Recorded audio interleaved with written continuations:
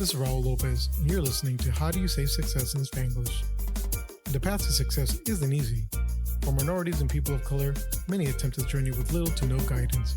Join me as I sit down with individuals who share their stories of perseverance so that together we can learn how to say success in Spanglish.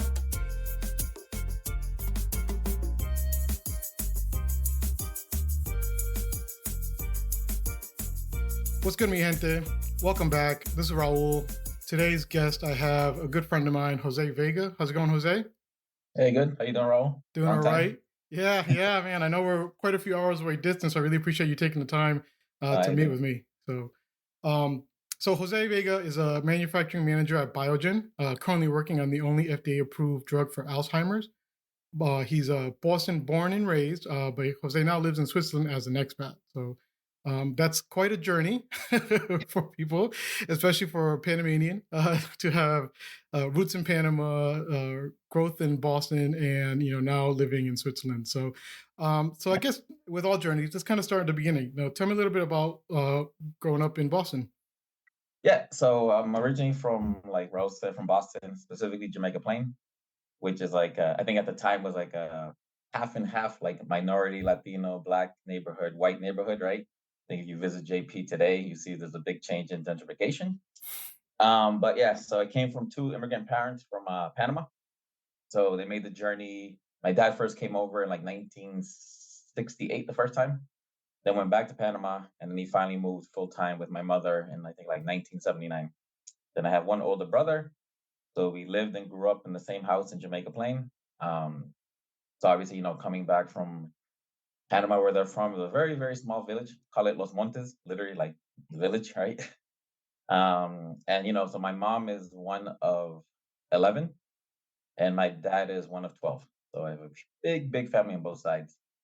So I think, I think they came. My dad had the opportunity to come back in the day with my aunt was here, and before they were, easier to get visas. So she went to my father and said, "Hey, do you want to come to the U.S.?" My dad was like, "Okay, sure, why not?" So he's one of three from my dad's side that came to the U.S., and my mom is the only one from her side that came to the U.S. So, I think one of the things that they stressed for me when I was a kid was education, right? Because I think my dad finished high school. He did high school in the U.S. at the old like Boston, Jamaica Plain High School, which doesn't exist anymore. And my mother has an interesting story because, like I said, she was the eldest female of her family. So she had 3 younger sisters and 2 younger brothers. So when she was 11, my grandmother forced her out of middle school. So literally took her out of school. She didn't have the opportunity to study. And when teachers would come by looking for my mom, my grandmother would tell her to go hide underneath the bed and that she wasn't home. So that for me, I think was one of the things that kind of made me focus on education, like saying, okay, studying, my parents came here not speaking English to the US, and to just focus on school. So I was really focused on school, right? So like in elementary school, I was like a straight A student, believe it or not, got placed into like the advanced working class program in the 4th and 5th grade. And then the advanced working class program in the 6th grade. And then I really had the chance in the 4th grade. I think one of the things that kind of changed my life was this program called Stepping Stone. So basically what it is, it's a 14-month program for 5th and 6th graders. So they basically, after the school season's over, in the summertime, they go to school for 6 weeks. And then during the school year of the 5th grade, the 6th grade, you're going to school or you're going to the program 1 day a week and on Saturdays. And then after the summer, the 6th grade, you go back for 6 more weeks and then you quote unquote graduate. Yeah. Right. And this was in 4th and 5th grade? 4th, 5th, and 6th? 5th grade and 6th grade. Okay. All right. So like middle school. Yeah. So I started the summer of 5th grade and I finished the summer of 6th grade. Nice. And it sounds similar to the program I was in, Upward Bound, but we did that from 9th, 10th, and 11th grade, where throughout the school year you were Saturdays, and in the summer you were doing summer classes on campus. And how did you guys find out about this? What got you in there? Yeah, so that's the thing. So elementary school. So I got into the advanced work class at the Hennigan School.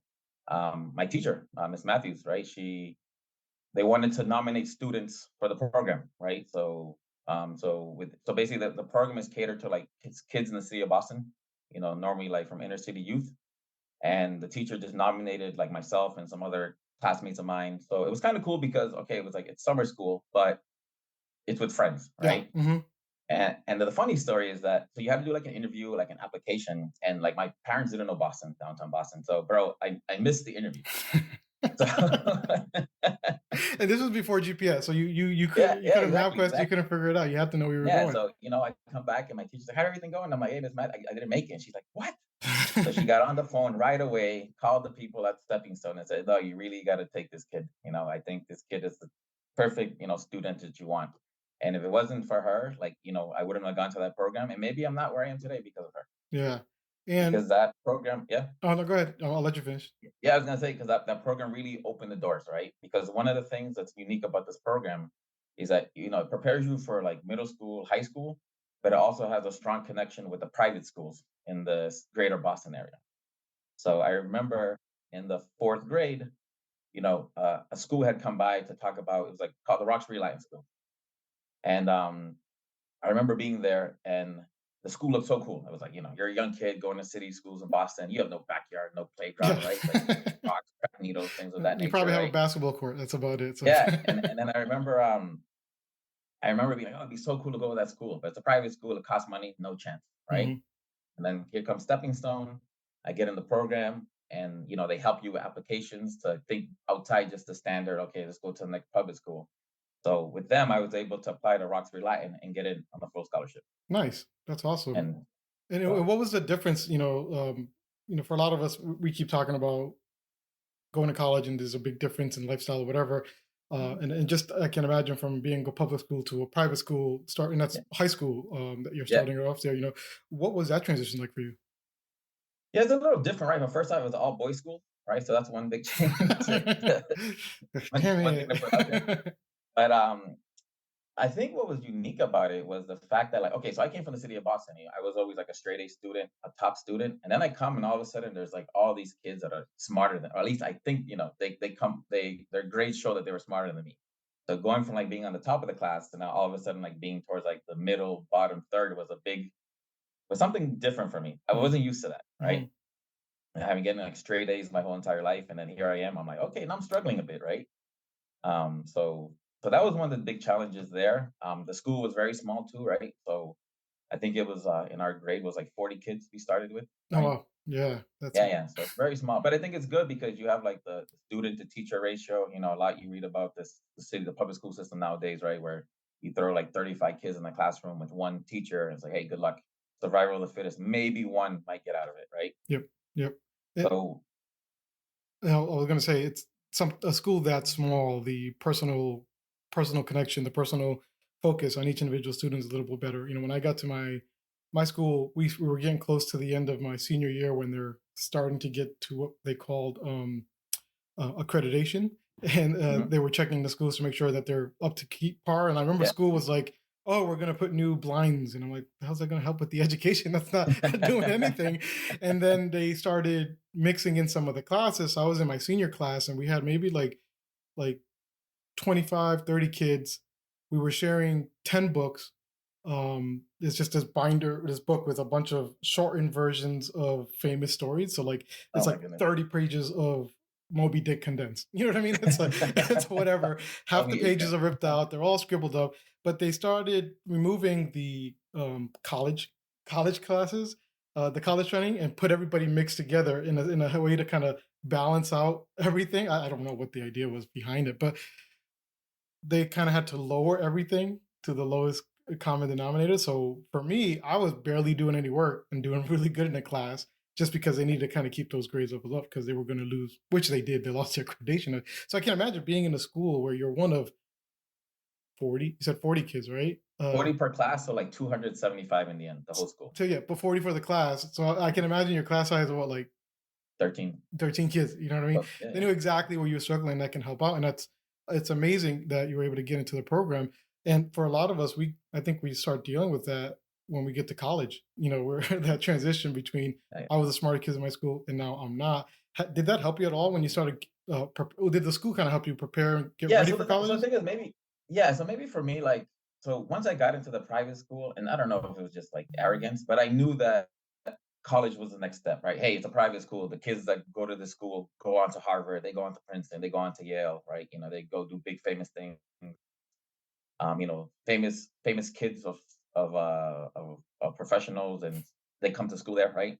Um, so I knew that I was like, okay, as long as I get through college, it's gonna be an option, right? Mhm. So maybe if I could go back and maybe spend a little bit more time in the education, Yeah. I probably would have excelled at a higher student, maybe gone to like an Ivy League school.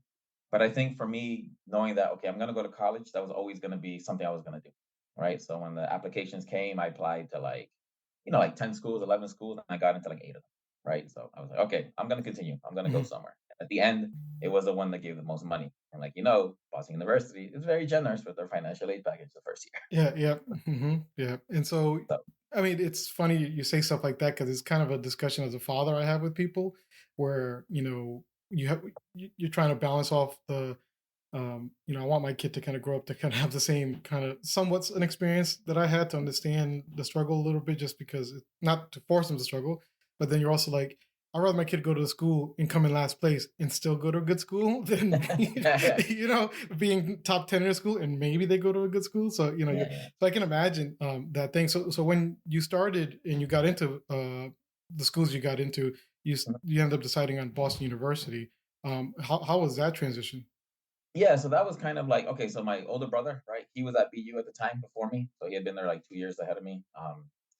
And so BU was also different because again, now I went from a small school of 275 students, right? To like a giant university of like 20,000 people, right?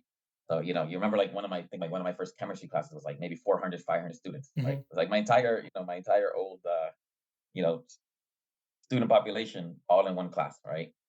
So, but But the school had prepared me for that. So to be honest, like I think my first freshman year, like it was I won't say it was easy, but I had been prepared enough to know what I had to study to get the good grades. So I remember like taking my first chemistry class and the first chemistry test, right? And I think it was like the third guy to walk out the room. And I'm like, am I doing something wrong? Or maybe not, but I'm like, I'm pretty sure like this is correct. And I hand in the paper, I leave, people are looking at me like, wow, this dude. And then yeah, sure enough, I get the exam back, and I think I got like a 96, right? So I was like, I felt good about myself. Like, it's like first test 96, like, okay, things are gonna be good. And then yeah, got into some funny business, let's say, right? That's to focus so much. So then I thought like I got overconfident thinking like, oh, university's gonna be easy, it's gonna be a breeze, right? And then it started to kick my ass, and then things changed, and I had a decision to make to be like, okay, I need to continue and finish this.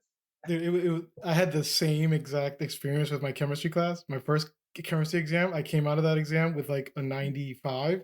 And I was like, and even all the people were like, holy shit, Raul's smart. I was like, oh shit, I got this. This is gonna be easy. This is gonna be just like high school. And then like Yeah, 2 3 weeks later, each exam just started going less and less and less and less. And then it was like, oh shit, I'm gonna probably get a D in this class at the end of the semester. So what helped you kind of start transition working and improving on that as you started going along? yeah. So I think one of the things, so going back to my mother, right? God bless her. So because she didn't have the opportunity to go to middle school, right? So 11th grade, she was 11, fifth grade probably. She dropped out. While I was in high school, she wanted to get her GED, so whatever equivalency diploma, basically the equivalent of a high school degree, right? So I remember seeing her always struggle, right? Because she's learning English, struggling to like learn the topics to get that test. I don't know how many times she failed that exam. She would cry at night, like, but she would never quit. She would never quit. So I think having her there at going to school at the same time with me was always my motivation because I was like, man, what I can't quit, right? She's working a full-time job, raising two badass kids, right? Dealing with my father, cooking, cleaning, taking care of the house, right? All the things that super moms do, and still trying to get her, her high school degree. And then when I got to university, she finally got her GED, and she didn't stop there. She went on to want to get her bachelor's from Lesley University. Oh, nice. So we're basically in college at the same time. So for me, bro, there was no way I was gonna quit Yeah. because I couldn't let my mom down. Everything she had done to get me to where I was, there was no way that I was gonna fail. Yeah. So I hit a rock bottom point, but I was able to pick myself up and finish. Yeah, and so we talk about rock bottom point in college. We all kind of get to the, well, not all of us, but some of us get to the point where our grades go bad. We end up get an academic probation. I was on academic probation, I think, twice, and they told me if I get it one more time, I'd be expelled from the school. So I was like this close to being kicked out of BU and had to come out. What helped change?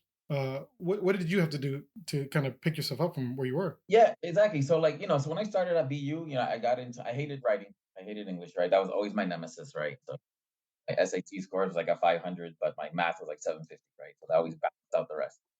Um, so and that's one of the things, I mentioned that like for me, I think like the American education system are really a lot for big profit corporations, Yeah. right? Where they really, I remember I mean, stepping they're into technically BU. nonprofit, but Yeah, exactly. there's a But lot of money coming in. Yeah. yeah. So I remember sitting at orientation, and some guy walks into the room and he says, "Look to the left, look to the right. 4 years from now, one of you is not going to be here." And that's like the opening message. So you're like, okay. And then you're like, okay, this guy must be crazy, right? But then you go through it and then you start to understand why. Because, to get into the engineering classes that were actual engineering classes, like I liked those and I did well in them, right? But at the same time, I had to take like physics 2, physics 3, calculus 3, differential equations. I'm like, I don't care how fast a neutron and a proton move. I'm not gonna go to work for NASA. I'm not gonna be a physics professor. So why are you making me endure this? So I just lost interest in that. And obviously, unfortunately for BU and many universities, you have to meet these quote unquote core classes to be able to finally get into the program. Yeah, and it's And very interesting. I mean, that's a whole topic in and of itself. But yeah, yeah, it's the same thing. I was uh, pre med when I started, and we had the same pre-med. I damn remember meeting. Except that. instead of him saying one person, he said half of y'all will not be here by the end of the Yeah. semester. By the end of the year, you know what I mean. Next year you Yeah, won't see anybody. And I remember my chemistry Chem 101 class. We had the same, like 500-600 kids. And it gets to about halfway through the semester, they merged all the class back into one because so many kids had dropped out that you're yeah. back to about like 200 kids in that Mhm. class. And of those, half of those kids end up failing. So you're getting like 75% failure rates on these, what they called weed out class, pre-med, med school weed out classes. And I remember reading an article a while back where they're talking about how it's gotten so difficult to pass those early classes that there's a high possibility that we're losing potentially good doctors from early stages, instead of giving an opportunity to go up there. And I just remember, when we're doing all that stuff, I'm like, what's the point of this? And then I get to like my junior year and I'm getting A's in all my graduate level classes, like nothing, you know what I mean? And Yeah, so yeah, there's a yeah. big change or whatever to focus on. And so once you started losing interest, what brought you back up? Yep. So basically, so I'd start off with like a 3 point something GPA. Then like my second year was like a 1.0. I think I dropped two classes. I failed one class. And I was at that moment where I said, okay, I know I need to stay in school, right? Thinking about my mom. And I went to my advisor. She's like, okay, we're going to put you in academic probation. Talk to my friend. Her name's Connie Phillips. She runs the biomedical lab and clinical sciences program at BU, which is like a fancy way of saying biotech. Mhm. So I remember meeting with this woman, Connie, and she explained the program to me. So this is what, in 2002, 2000, no, 2003 maybe. And it seemed interesting. It was like science, math related, right? Like medical terminology, purification, cell culture, science based. So I always like that was always like the things I like to do. She's like, hey, so try it a couple classes because I had to do a couple summer courses to see and then apply. And so obviously I took like two classes. I did well in them, got into the program. But the one thing that happened is because all my other classes didn't count towards the degree, I had lost pretty much like 28 credits, almost like a full year. But I didn't let that stop me, honestly. And so here I am thinking like, all right, I'm gonna be a quote unquote super senior. But be honest, doing the extra year was probably one of the best, probably like the second best decision in my life, right?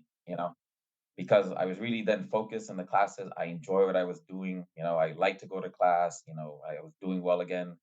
And one of the neat things about this program, which is, again, we can go off bar about this, but I think in universities they really teach students like how to just take tests, right? Memorize, be a test taker. That's it, right? Not really teach you life skills.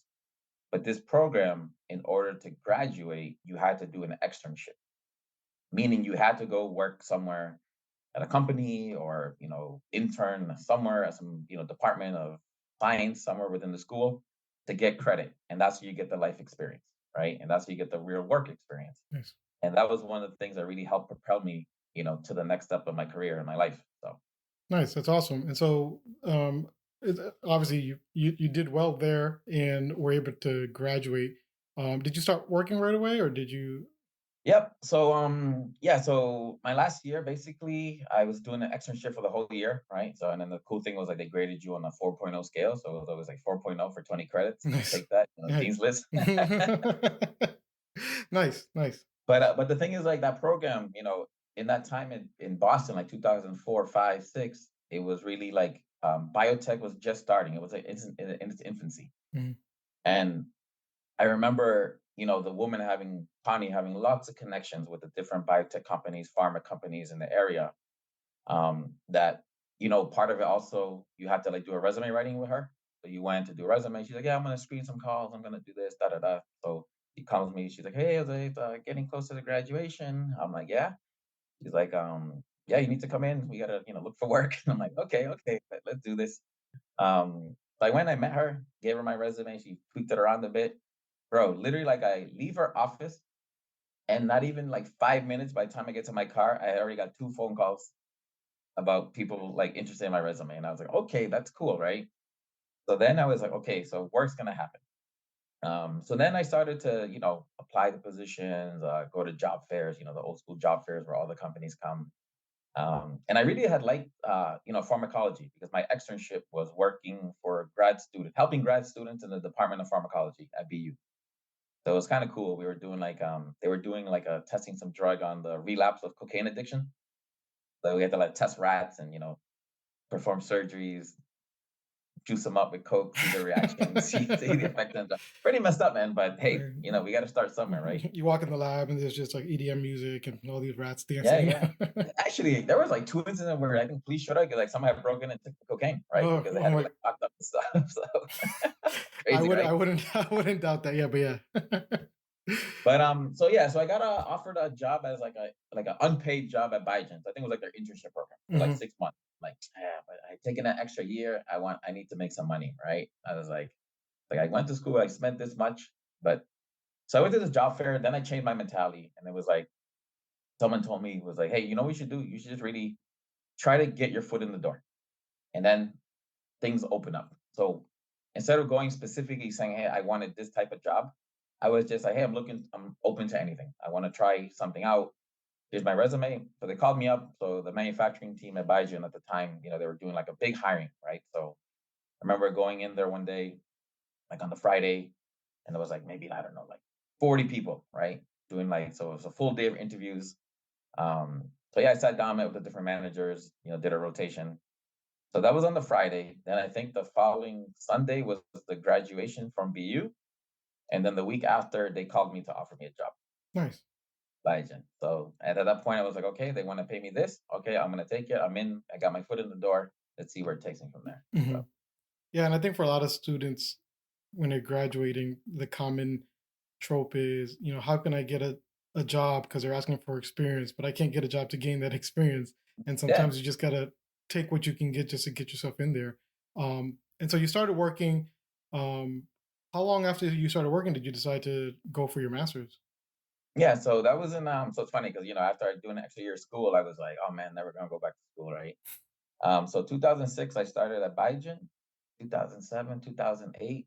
So then around like 2009, I got into like a leadership position. So it wasn't like, but it was like called a shift lead, Mhm. right? So basically, I was like managing the team, organizing the group, trying to, give them the direction for the day, the planning, etc. So I really enjoyed that aspect of work, right? Teaching people because going all the way back to my early life, right, with Stepping Stone, people were always there sacrificing to teach me.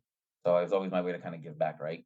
Um, so then I said, okay, I don't want to maybe I'll do a master's, but more towards like business operation management and not really like a science because I was already in science, right? So I had a bachelor's of science, so they didn't really want a master's in science. So then Harvard Extension, offered a program in management operations. So in the evening time for working professionals. So I said, hey, let me try it out. Let me try a couple classes. So I remember one of my buddies of mine, we did it together. So we both said, let's check it out. So we did a couple classes. And it was really cool, right? It was really like a different way of how businesses work. Like you study like how Southwest is so successful, how Starbucks was successful, the different tips and tricks on how to be a successful leader. And that stuff really, so I was able to apply some of that from my day to day to my day to day job. Really like, focusing on the fact that, I know it sounds crazy, but like the best employees are the happiest employees, right? Simple concept, right? But for some reason, it's hard to get there. So yeah, so I did the masters. It took like 3 years because obviously it was no rush to do it. Biogen also paid for like 80% of it, which is also a nice perk from the job. So I did that and got that in 2011. But at the same time, still, working as a leader, working as a shift lead, and then eventually getting into a full-time supervisor job. And how difficult was it to balance working full time and going back to get your master's? Yeah, it was difficult because, but then again, I think about like what my mom did, what my dad did, right? Like, so for me, it's like peanuts compared to what they had to do to struggle, right? But my bosses were super flexible, right? So they understood. So some days I would have to leave early, and then I had to come in like on a different day to make up the hours. But that's one thing that I credit Biogen, that they really focus not only like on patients, but also like their employees, right? So it really comes to that whole thing about like, hey, happy employees are the best employees, because I'm like, hey, if they're willing to be flexible with me, then I'm able to go above and beyond to help them out. So, but there was challenges, right? Because some days you're working, you're tired, then you got to go sit in two classes for 4 hours at night. You get out like at 10:30, then you have to wake up the next day for work at 7 a.m. And I'm like, And then you got to do your papers and and your work and all that stuff. And yeah. and so one of the big things I think for especially for me, that kind of prevented me from jumping into grad school was always my GPA. I was really afraid my GPA was going to hinder me, and I had no chance, no hope in to getting anywhere. Did you find that the issues you had in undergrad kind of gave you an obstacle when getting into grad school? No, no, no, because they were pretty flexible, honestly. Like, I gave them my transcripts and stuff, but like I said, by the time I was done, when I graduated senior year, or super senior year, my GPA was like above. I think I got back to like a 3.0. But again, these like executive MBA programs, executive master's programs really don't, not that GPA doesn't matter. It's like not the traditional masters that you go like when you're undergrad, and like again you need the high GPA. They really look for people that are like, because it's a choice, right? Like, you choose to do a master's, right? You choose. You don't have to do it, right? So I think they see that and they understand that the majority of the people in this program are full-time working professionals. Hmm. So Yeah, and that's you see that a lot more now. I mean, MBAs have mm. become huge money makers, as we talked about earlier for colleges. I have people that go get their masters, and when I was looking at masters, there was programs that were like 40,000 for the 2 year programs, and then like 10 years later, they're almost 200,000 for that same program. It's just gotten Exactly. ridiculous now. So, but so you're starting to work. You got your masters. How did your masters help you out in your career? Yeah, I think it really was like studying the operations of business, right? How businesses work, right? Thinking about like cost savings, continuous improvement, handling people, difficult conversations. Um, so I think those learning, so some of the electives I took were like in the hospitality management, which is kind of cool, something different, right? But also then I did like a sports management class, which is also neat. So it's really just like taking the little things of each different class and like applying them to my day to day, right? I don't think that I'm not saying that I needed the masters to, accelerate in my career by Gen, right? I think I was already a proven leader. People saw, that I was dedicated to the job, that I had a good understanding of how to do the operations. So, but I figured out like, hey, it wouldn't hurt, right?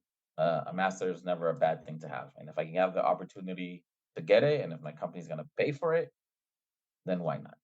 So So here you're at Biogen, moving up within the company, and then obviously you get to Switzerland at some point. yeah. What was that process? What made you decide to take an opportunity to go to Switzerland? Yeah. So yeah, so back in 2000 and maybe 14 or 15, right? So we were making, our manufacturing our drugs in Cambridge, in Boston, right? And unfortunately, this drug had a not so good launch. So our production plan and forecast really shifted, right? So we went from like running a high throughput facility to all of a sudden like probably 25% capacity.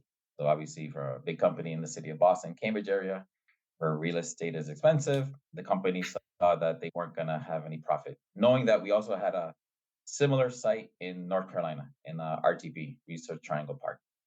So so they did a big wave of layoffs, and then they announced that they were going to shut down the manufacturing site in Cambridge. But at the same time, Biogen also announced that they were going to invest on this $2.1 billion project in Switzerland to help build this facility for Alzheimer's, because we had a drug at the time that the phase 2 data had shown really well. Everyone was really optimistic about it. So I remember, the layoffs happened. It was tough, right? Seeing some colleagues that I had been working there for like 7, 8 years. Some other guys are 15, 25 years being let go. So I went to my manager because he was impacted, but they made him like the director of the manufacturing site in Switzerland because he had already done something similar in our Denmark site. So I came to him and I'm like, hey, John, listen, how do I get involved with this, right? Because I like Biogen, right? I think that's something about my family that we're very loyal to companies, right? Like my mom was a city of Boston employee for 25 years. My dad worked for Beth Israel Hospital for 30 something years. My uncle works for Stop and Shop for almost 30 years, right? My cousin, he works for Children's Hospital for like 17 years. My brother with two nonprofits, like 15 and 10 years respectively. My aunt with Hilton. So yeah, I think that's something that runs in the family. Even in Panama, same thing, right? Mhm. So, I like the job. I was like, okay, how can I? So going back to him, I said, hey, how do I get involved? So he gave me some tips. He said, okay, because our site was like a smaller scale manufacturing site, and the one they were going to build in Switzerland was a large scale. So like, 18,500 liter vessels. Um, so for you guys who don't know, that's like 4,000 gallons, right? Originally used What's the metric. conversion rate on that one? Yeah. So so then he said, okay. So at the time, Biogen was also struggling at the other site. So I had the opportunity to do two like short term assignments. Mhm. So one in our Hillerød site in Denmark, and then another one in our North Carolina site. So for about 7 months, I was still working for Biogen while the transition of the shutting down of the site was happening. But I was able to get that experience that I needed to get onto this project. And then I think also maybe the manager at the time saw something in me, that I could deliver and I could be a big benefit to this company in Switzerland, to the company, with Biogen, but to the facility in Switzerland. So after 7 months, like learning the large scale stuff, I remember he called me one day. He's like, "Hey, Jose, I posted the job, so go apply for it." So I applied for the job.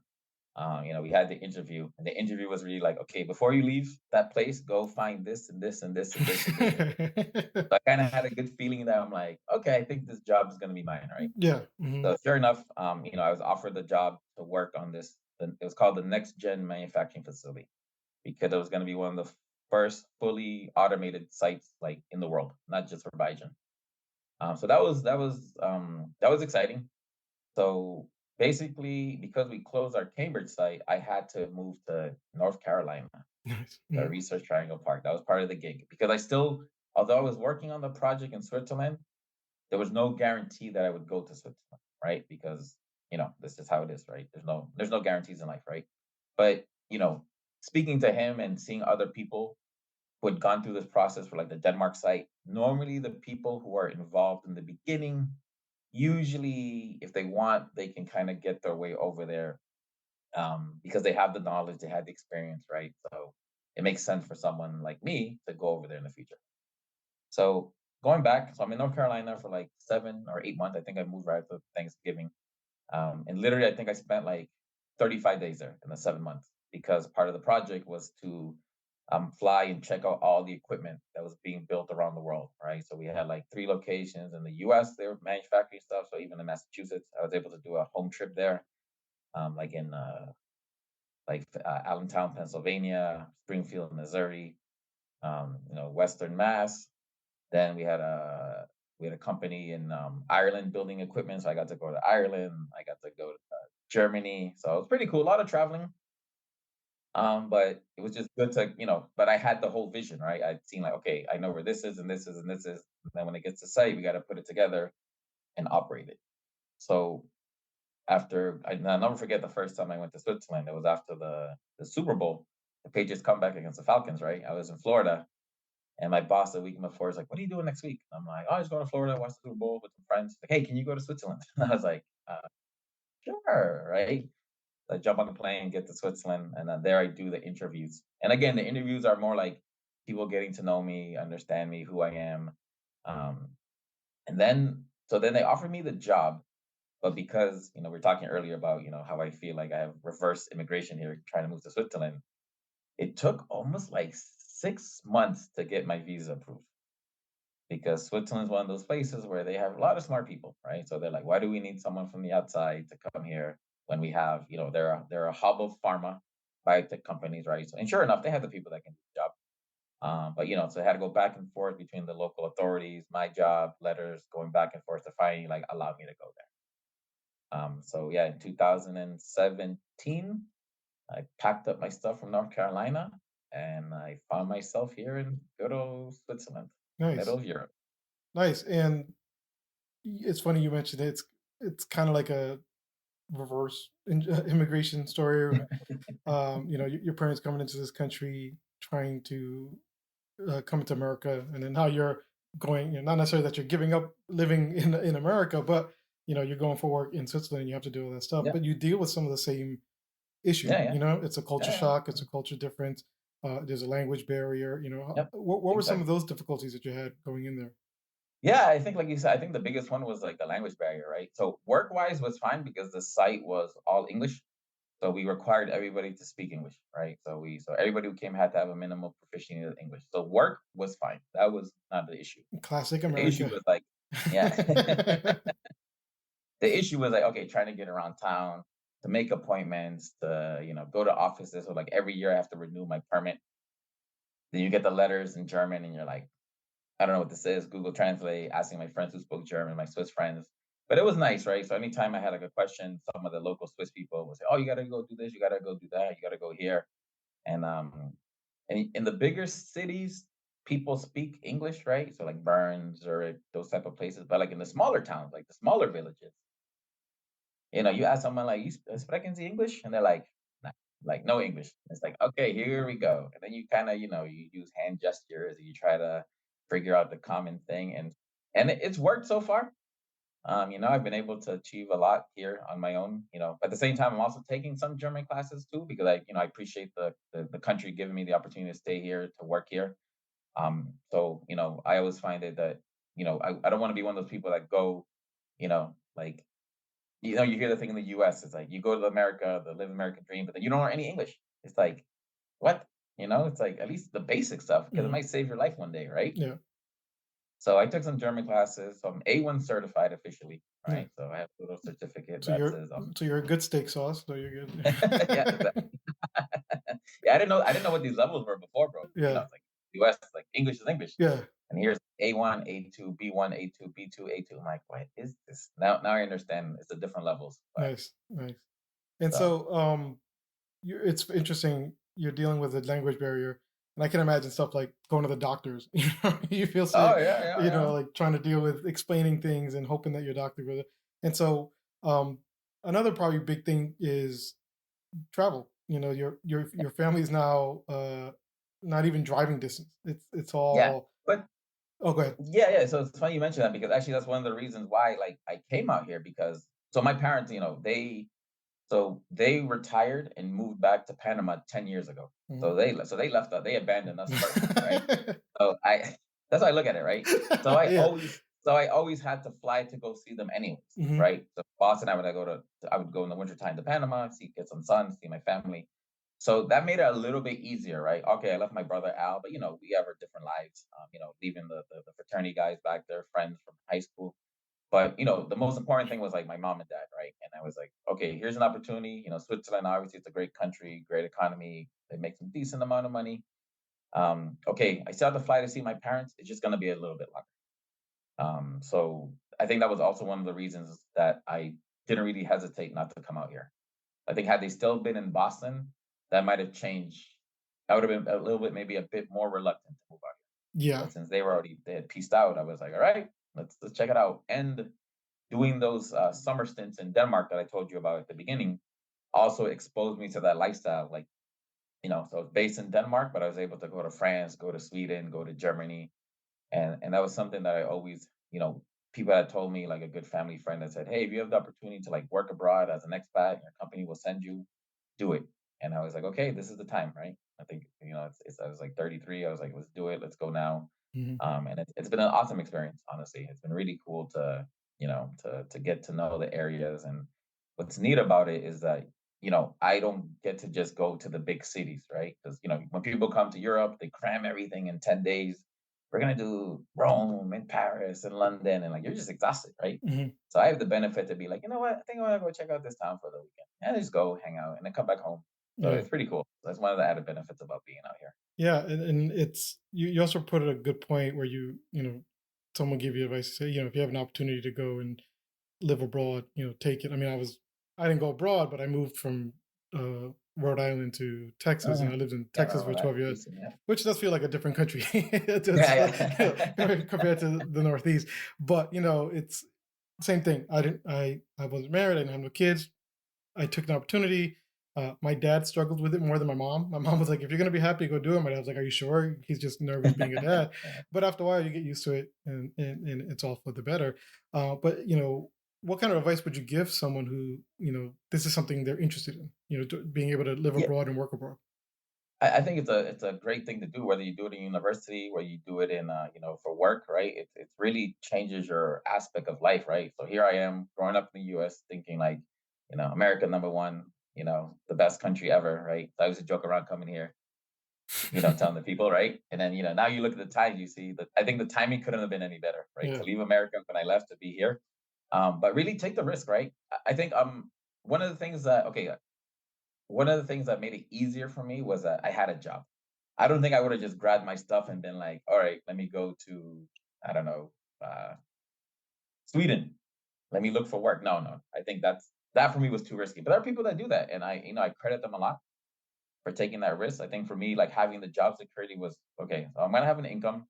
I'll figure out the rest. Yeah. And at the end of the day, if it doesn't work out, I always knew that I could always come back to Boston, right?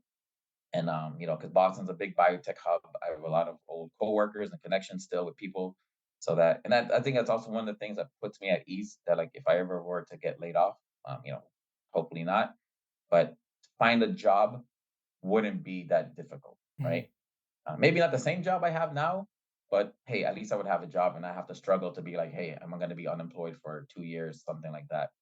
Um, and I think that mentality also comes from like my parents, right? The jobs they did when they first came to the US, typical like, cleaning toilets, Mhm. cleaning floors, that type of stuff.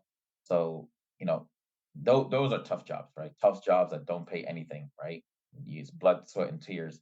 And when I look at the work that I do, I'm very fortunate that, there's some days that, okay, it's tough. You do some hand manual labor, but in the reality, it's like peanuts compared to what like my dad did in the morning, Yep. what my dad would have to do before going to school, go out into the woods, into the fields to get the crops to bring them back to my grandmother so that she could prepare the food. And then them hiking to, walking 45 minutes in the mud, kind of like Burning Man right now, right? You see Mhm. the people in Nevada stuck, Yep. something like that, right? When it rains, they had mud to their ankles. And that was like my parents, no shoes, right? Had to keep their shoes clean, get to the school, wipe them off, put them on. So those things keep me grounded. And really, I'm super, super, was gonna say blessed to just be in this position that I am right now, Yeah. right? I don't have, and I wouldn't change anything that, um, in my life. Maybe I give myself some different advice growing up, but honestly, you make mistakes, you learn from them. But I am where I am because of my parents. The discipline and the behaviors they taught me and my brother growing up, and I'm just like super fortunate to be here, right? I really don't have much to complain about in this world, right? Even when the things seem so low, I wake up every day with a smile, happy to see what the day has for me as a challenge. So Yeah. I've always felt that with like my parents. If if you were to pay people based on how callously and hard their hands on, our parents would be millionaires. You know what I mean? yeah, The yeah, amount of blood, sweat, and tears for the work they did compared to like my ass sitting in an air conditioned room yeah, yeah, listening to YouTube while I work. It's like yeah, it's a completely different lifestyle. But you know, um, Jose, I really appreciate you taking the time to talk to us. I think it's definitely going to probably bring you back in some more to have some more of these little topicy discussions that we talked about earlier. But thank you so much for being here, man. I appreciate it, man. Anytime, bro. And to everyone else listening, once again, thank you all for tuning in. I do appreciate all the support, and hope you'll join me again next time as we continue to learn how to say success in Spanglish.